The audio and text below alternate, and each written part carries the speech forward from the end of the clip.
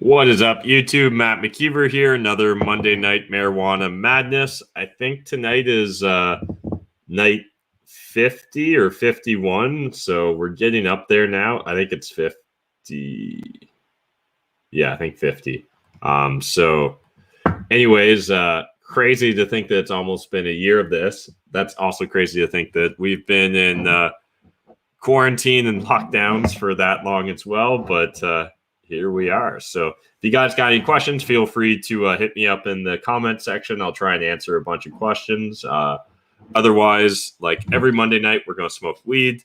And I think we're going to do this up until the 1 year anniversary. And then I think I'm going to take the month of June off. And then we'll come back with kind of a new type and style of Monday night show come July 1st. So if you guys have any suggestions or any thoughts or any opinions on that, feel free to let me know. But thinking maybe something a little bit more organized, maybe not necessarily real estate involved, and maybe we'll have different guests or people I can chat with or interview on. So let me know your thoughts, your opinions in the comment section. But otherwise, we'll just go through the comments quick here. Someone was just sharing, some property, some townhouse in BC sold for $1 million over asking for 2.4. Seems crazy. So who does the work of title companies in Canada? In Canada, real estate transactions are going to use a lawyer, and those lawyers are usually going to use like title insurance, or at least title insurance is the most common solution here in Ontario. Should one get a HELOC or refinance before the arrival of a recession, or try to get approved for a HELOC during a recession? I don't think it's going to be easy to get one during a recession. At the same time, I think it's difficult to accurately predict macroeconomic trends with high degrees of accuracy. I think that in general, you might be able to predict the general drift, but again, there's a lot of different curveballs and variables at play. Just look at the last year for an example. But one thing to be aware of is just like with lines of credit and stuff, make sure you understand what the line of credit is and when and how the banks can pull it. There was a lot of investors in the US that had their lines of credits pulled in the last credit crunch, and they were really left naked when the tide went out. So don't be like them. Make sure you understand the credit products you got and if and when the banks can pull it. Hey, Matt, can I buy farmland without being a farmer? Yeah, here in Canada right now, you don't need a license to be a farmer. So that's nice. That's one thing. Just about everything else you do, but not that. Although if you're getting into specific types of farming, then yeah, there are supply management organizations, right? Or chattels or monopolies, whatever you want to call it. But, we've got the dairy board. There's like a egg growers association. I don't know what they're called. The egg association. Pork is a relatively unregulated industry, if I remember correctly, but dairy is heavily regulated. Have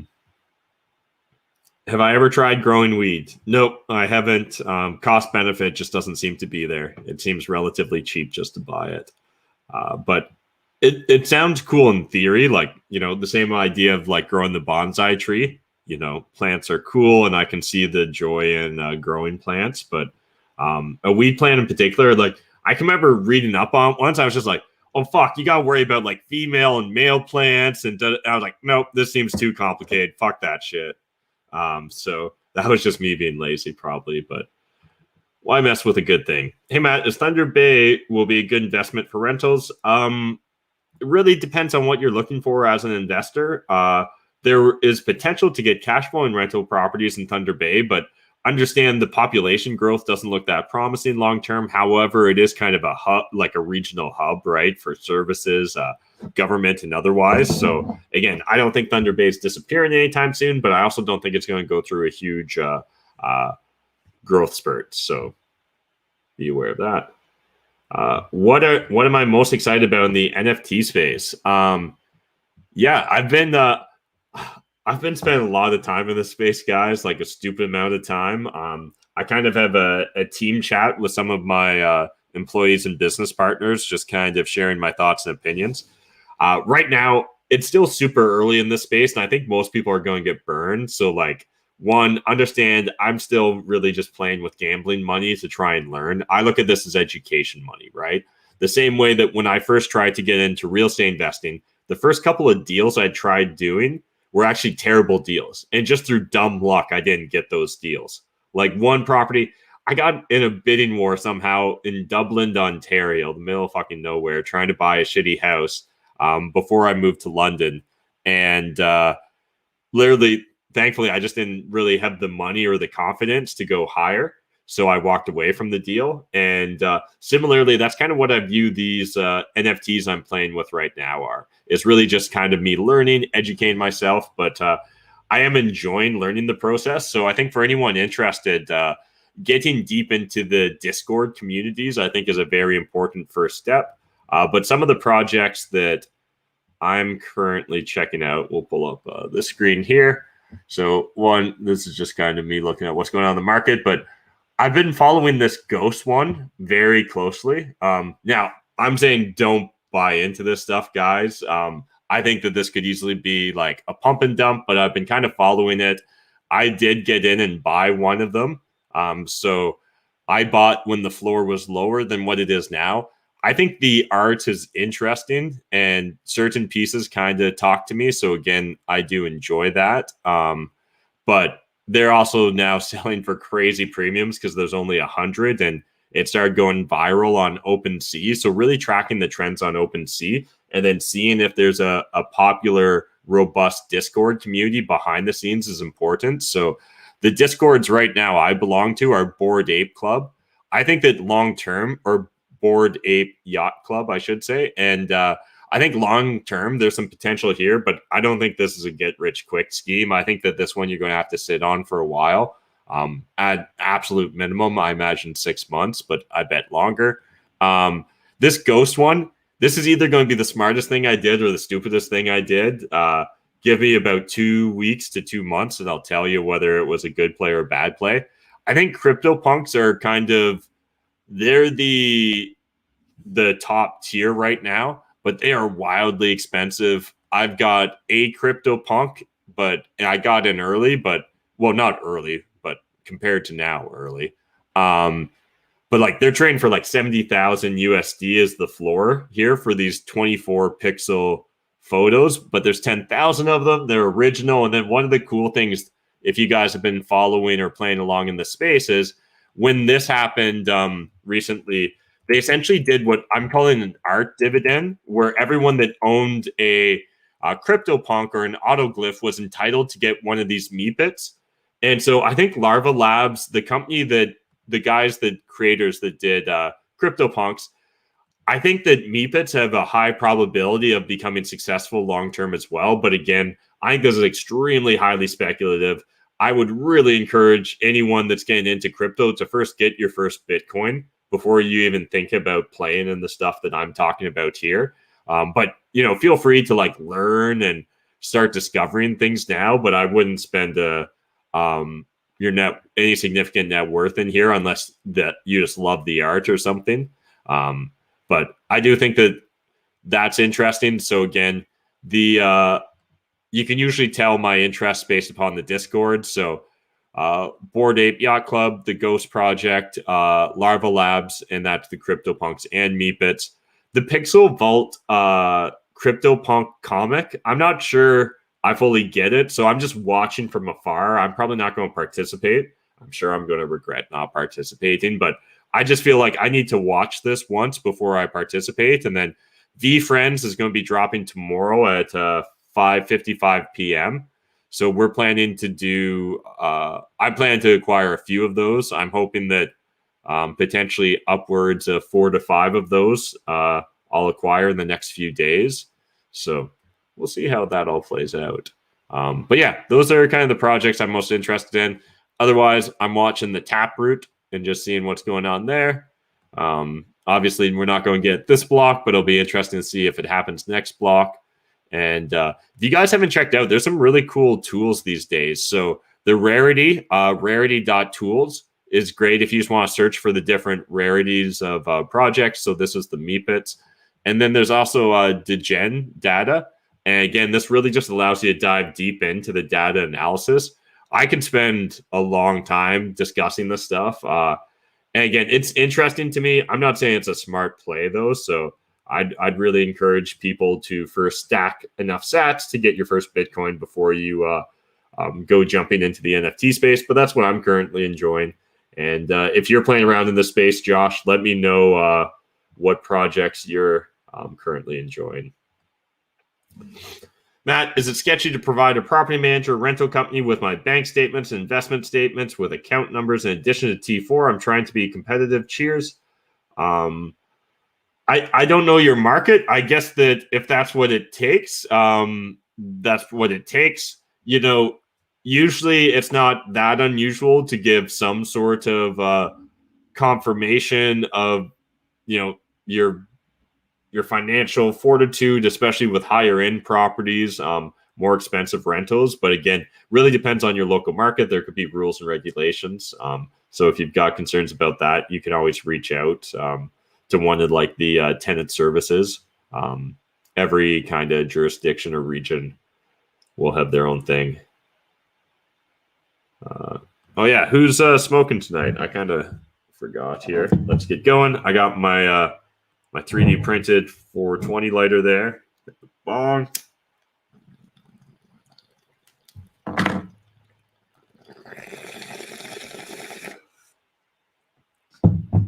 And so I think tonight I'm smoking Maui Wowie, although I never know if the label's actually true. So who knows if that's false advertising, but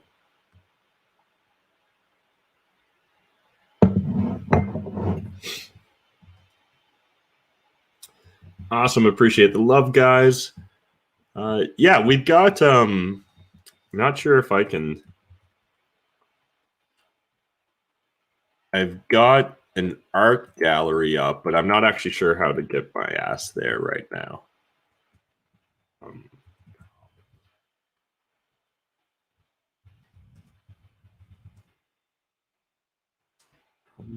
Yeah, I don't know. I'll try and find that for the next one because that would be fun to show around. Are you concerned about hyperinflation?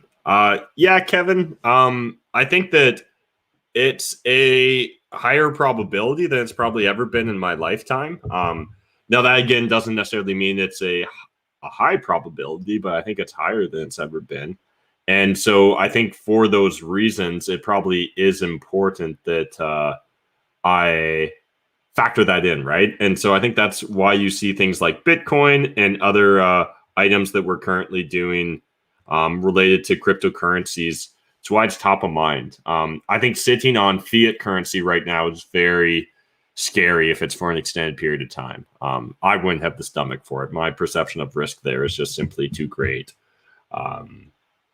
But yeah, looks like Peter found the link to our private gallery thing. So I'll pull that up if you guys are interested in checking it out, and you can see what silly things I've wasted my money on while trying to learn about NFTs. So one of my team members has done this up. I feel like he still needs to tweak it, but there's the ghost photo that I got. So, and each one of these pieces of art, like the ghosts at least, has like a hidden feature that you can unlock. So not really supposed to tell you what we unlocked, but we unlocked the hidden feature with this after we acquired it. And yeah, it's both completely arbitrary, but also something that does speak to me. So I enjoy this piece.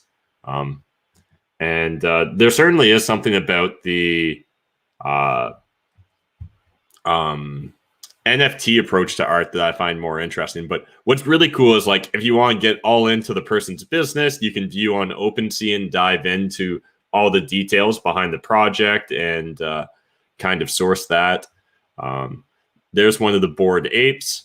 I think that one for me is actually just going to be kind of a spec play. So I'll probably try and flip that ape if I flip any of the apes. But the ape here to my right, that's the one that's my profile photo now on everything but YouTube. I actually do enjoy this guy. So But again, it's just kind of an arbitrary thing, but I like it. And I think long term, there could be some real value in it. And again, it costs less than 1 ETH, so it's not like a massive investment. This is the Meepit that we got for free. So I'd probably never sell this just because I think that's kind of cool that we got to participate in that moment in NFT history. So again, for anyone that's joining this midstream, please, for the love of God, stack a Bitcoin before you start investing all your money into NFTs or speculating and gambling. This one kind of Shahir wanted to buy, so I kind of view this more as his spec buy on the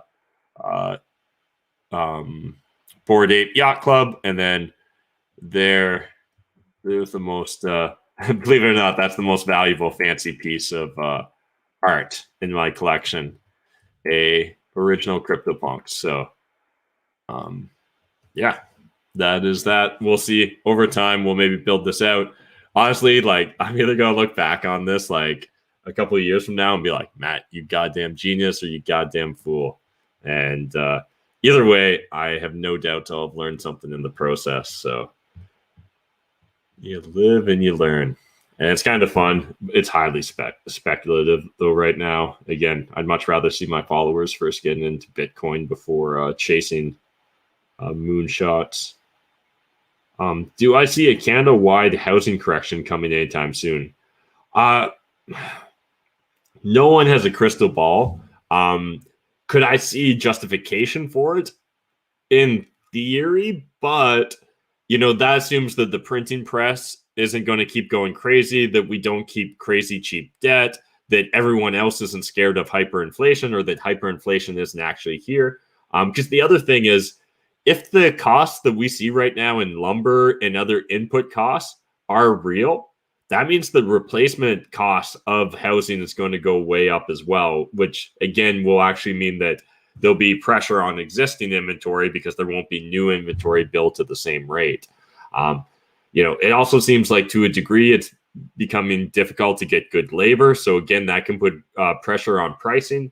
So I think it could go in any direction, up, down, or sideways, the real estate market. And that's why, unless you're speculating, you need to really have a strong underlying business model so you can sleep at night, right? So, I wouldn't like it if my real estate dropped in value significantly tomorrow. Again, that wouldn't be going according to plan for me, but I could still sleep at night because I believe in the underlying assets that we invested in, right? The apartment buildings we originally invested in, they're still good assets.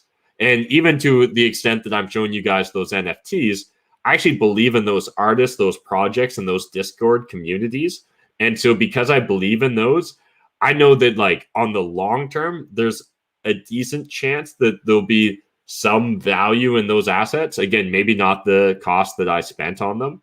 But I also kind of enjoy the art and the story and the history behind them.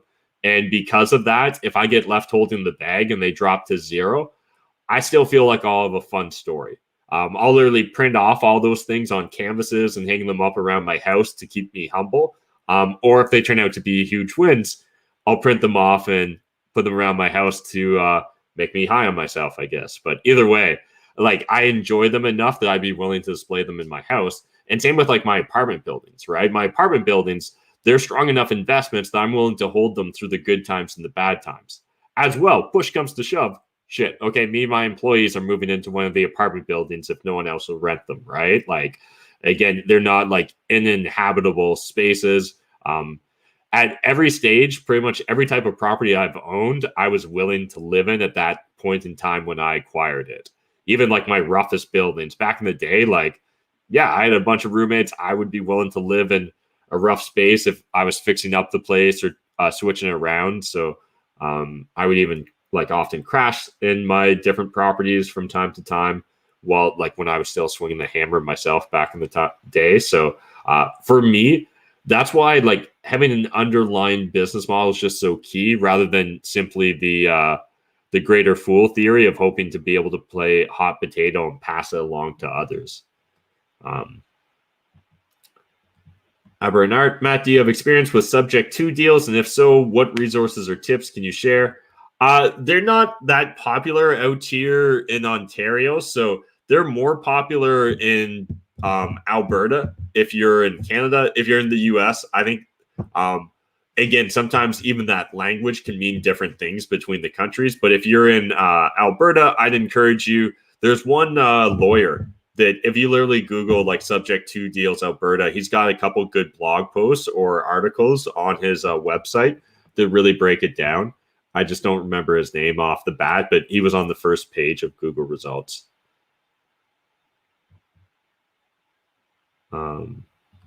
Is there a limit to the number of building living structures per acre in Ontario?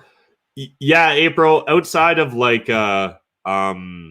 unincorporated land where there's essentially no rules or real regulations. Again, even sometimes there's certain restrictions, but every place is going to have different zoning restrictions and that will have requirements as well. One of the frustrating parts is oftentimes the requirements aren't just like a number of units per like density, but as well sometimes will be minimum sized units. So literally a lot of cities will have like requirements that a new unit or a new building or a new house being built has to be a certain size. So they won't let you build smaller ones. Now we're starting to see those restrictions ease up with the advent of like, garden homes and laneway suites and things of that nature. And hopefully we'll continue to see tiny homes and, things like you're talking about glamping become more popular because I think those can be great solutions for different living situations. But I think in most municipalities, you're going to have an uphill battle unless you're already targeting a recreational zone, right? If it's already got trailer parks, if you're like a beach or waterfront property, again, there might be like a different type of zoning there that allows you to get that flexibility. Hey, Matt, is there any way to limit the risk of tenants abusing utilities when renting out units as all-inclusive? Not really. You can try and have like caps or limitations, but again, if there's different units using the all-inclusive, it's going to be really hard to prove it. Some landlords will try and do splits, right, where the tenants split like a certain rate, oftentimes based upon square foot. Again, I've heard different people question the ability to really enforce that if push comes to shove at the LTB. We've never had to or been in a position, so I don't know firsthand. Josh is saying he's just learned more about NFTs. Cool. And yeah, there's a link tree on my Instagram that should also point to, I think, our gallery if you guys ever want to check that out. Hey, Matt, can you show me how you would door knock in this pandemic? I really wouldn't door knock at this stage, Sebastian. I think people are still kind of sensitive. Right now, we're in a lockdown, so obviously that'd be a faux pas here in Ontario. If you're in a different like region, a different state, and you're allowed to, I would just be respectful. I would always have a mask on me or be wearing a mask. If I knocked the door, I would stand a few paces back, so that the person felt comfortable opening the door and answering it. And if they showed signs of uncomfortableness or like they asked me to leave, I would immediately do so. Again, that's assuming you're allowed to door knock in your jurisdiction currently. When will U.S. market or housing market crash? I do not have a crystal ball. I think very few people do. Maybe it never crashes. Maybe it crashes tomorrow. One thing I do know is I think the government's going to continue printing money for a while. So if there's certain conclusions you can draw from that, I'd use that as one of your bases. I want to invest in a first home soon. What is a good amount of capital to have? Usually you're going to need 5 to 20%, Sebastian, depending upon the exact rules and whether you can get like an insured mortgage. In the States, I think that's an FHA loan. In Canada, that's CMHC or Genworth or there's one other insurance provider as well. I am currently buying my second property and looking for better insight to get better cash flow this time. Where can Hunt, Barrie, London, Hamilton? I think if you're looking for cash flow, London's likely going to have the best cash flow of the three cities you listed. Just make sure it fits all your other requirements from an investing perspective. All right, guys, I'm going to pack another bowl. Feel free to ask a few more questions. I might play around on Twitter a little bit. Don't think this is going to be a super late one again, but appreciate everyone jumping on the live stream. Hope you guys are enjoying the daily lives at 5 p.m. as well. And yeah, hope you're stacking your sats. We're going to put together a big little Bitcoin production thing, I think in the month of June. So hoping to try and help encourage people to educate, learn more about Bitcoin, and start investing. Are you ready for VFriends tomorrow? Yeah, I'm going to go pretty hard on VFriends. I'm not saying anyone else should. I think, to me, the only real risk is ETH is at a pretty high price right now. Maybe it keeps going high forever. Maybe it doesn't. But that's definitely one risk, right? With a lot of these NFTs is they're kind of a multiplier or a compounded play, I think, off of ETH, where if ETH was to drop significantly, I think we'd see a lot of capital flee out of the NFT projects. I think, again, I don't have a crystal ball. I'm by no means an expert. But that's a sneaking suspicion I have. And because of that, I think you just need to know that going in. So for me, VFriends, assuming that it's what Gary says it is, I don't see why he'd lie to us at this stage. Like, why rip us off at this stage? I don't know. I feel like there was probably better times to go for the ask if he was going to try and rip people off. So I think VCon will be something awesome. I think it's probably something that I'd enjoy going to anyway. So the idea of owning a ticket to it, even if it doesn't have resale value, has value to me. Outside of that, I think he's got a very vibrant community. I think that he'll want to find lots of fun ways to play with it and make it even more valuable. Again, his natural collector nature and his love of flipping things, I think, will inherently make him want to make this a success, right? And really have this be something he builds his brand and his legacy off of.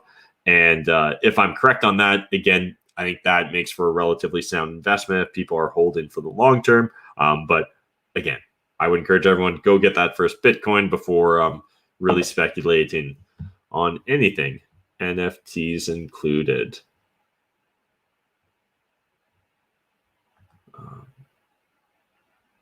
What's my thought on the condo market? I don't know anything about downtown Yale Town, Vancouver.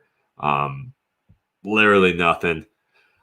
People say Vancouver's a world-class city. If it is, that will probably insulate you if the real estate market does cool off here in Canada. But from what I understand, it sounds very high and very expensive in Vancouver. I think the big question for me is, do you need to live or invest in that market?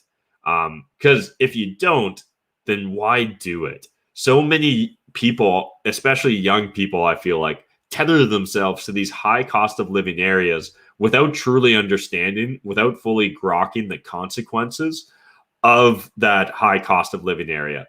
Oftentimes, the opportunities don't outweigh the cost, in my opinion. And you're often, even if you view London, Ontario as a second or third rate city, I would quibble with that definition. But even if you do, so be it. I think that your cost of living versus the amenities and the benefits you get, it's an obvious no-brainer to me to want to live in like a London or a Kitchener-Waterloo, even a Brantford, Niagara, St. Catharines, or if you're going on the east side, more of like a Kingston or even Ottawa or like Gatineau in that case of Ottawa, ideally, or is it Canada? But again, all those areas have lots of potential. So if you can telecommute, or even if you can't telecommute, there's a good chance you can probably get close to the same wage, but have a fraction of the personal lifestyle overhead. So that would be my unsolicited advice there.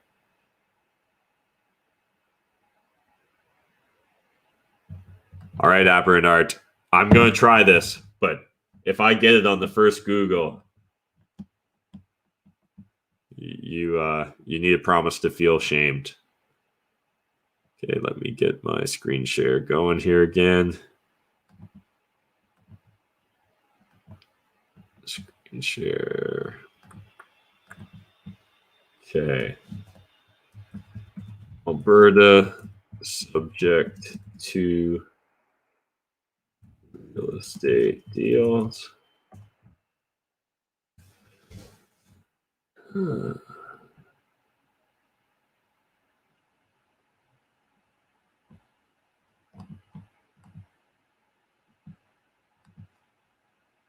So language and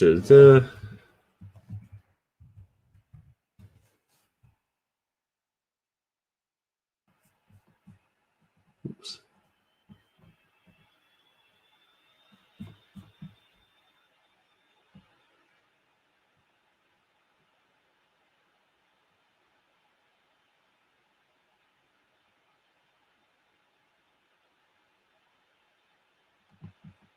All right, it might have been that guy, but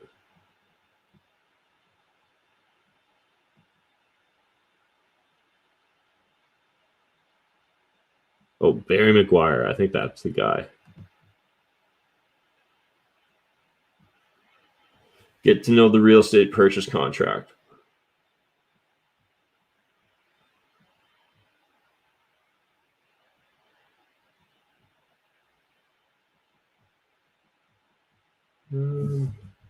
This might be the guy, but I don't think that was the one I wanted. That name sounds familiar. Barry McGuire. Is that right?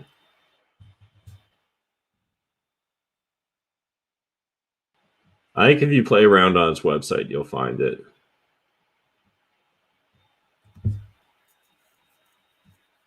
But yeah, I'd have to poke around a little bit more to have certainty. But otherwise, just reach out to a real estate lawyer. They usually don't charge you just for a phone call. So they're not like corporate lawyers or stuff like that. You don't have to be quite as scared of them.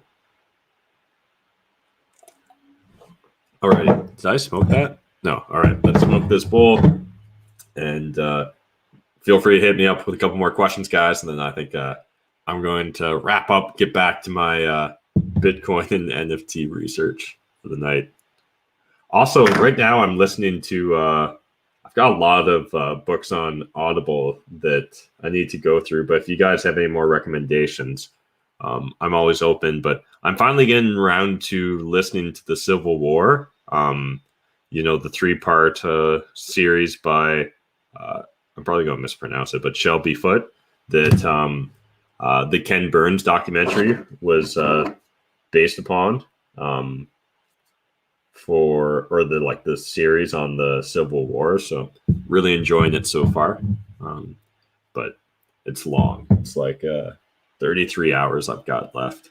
I think it's like 40 hours total.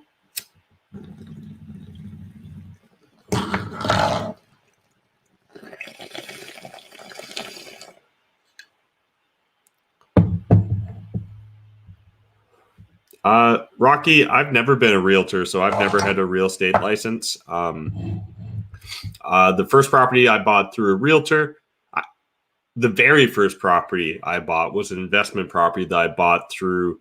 The very first property I bought was through a realtor. The second property was private. Third one was through a realtor. Fourth one was private. It literally kind of flip-flopped back and forth for a while. And then these days, most are private, but we're open to anything. But yeah. All right, guys. Appreciate everyone hanging out with me on a Monday night. I hope you guys are having a good Monday night. I hope you're not letting your governments push you around too much. Those of you in Ontario, I hope you know when to listen to the government and when to ignore them or tell them to shove it. So anyways, I will see you next Monday night. And again, July 1st, we're going to kind of relaunch this show. I hope you guys have enjoyed the first year of doing it. Crazy to think that literally for 50 weeks now straight, we've been getting high together. So appreciate you guys hanging out with me every Monday night. And we'll see you next Monday night.